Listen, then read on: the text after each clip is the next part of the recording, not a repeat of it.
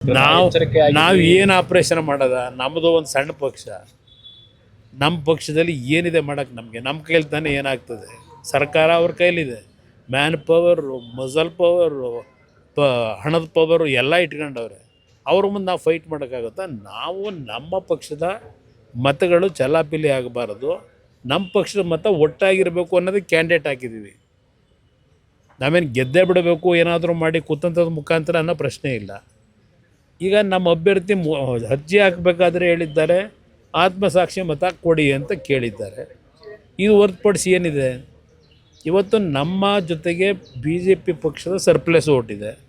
ಆ ಓಟಿಗೆ B J P ನಾಯಕರಿಗೆ ಮನವಿ ಮಾಡಿದ್ದೇವೆ.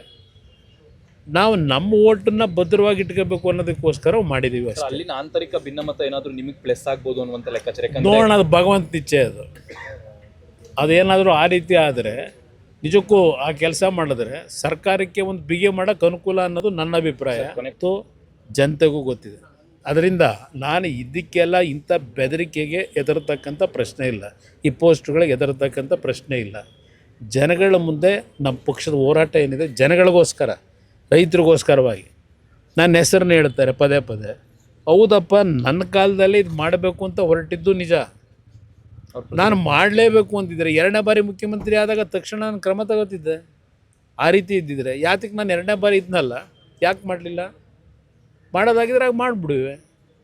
ನನ್ನ ಹೆಸರನ್ನ ಹೇಳ್ಕೊಂಡು ದುಡ್ಡು ಹೊಡೆಯೋ ಕೆಲಸಕ್ಕೆ, ಭೂಮಿ ಲಪಟಾಯಿಸೋ ಕೆಲಸಕ್ಕೆ ಇವತ್ತು ನನ್ನ ಹೆಸರನ್ನು ಉಪಯೋಗ ಮಾಡ್ಕೊಂಡು ಹೊರಟವ್ರೆ.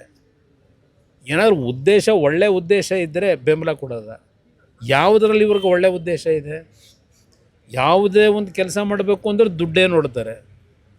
ಇಂಥ ವ್ಯಕ್ತಿ ಬಗ್ಗೆ ನಾನು ಎಷ್ಟು ಸಲ ಮಾತಾಡಲಿ? ಸರ್, ಇನ್ನೊಂದು ನಿನ್ನೆ CLPಯಲ್ಲಿ JDS ಅವರು ಆಪರೇಷನ್ ಮಾಡ್ತಿದ್ದಾರೆ ಕಾಂಗ್ರೆಸ್ ಶಾಸಕ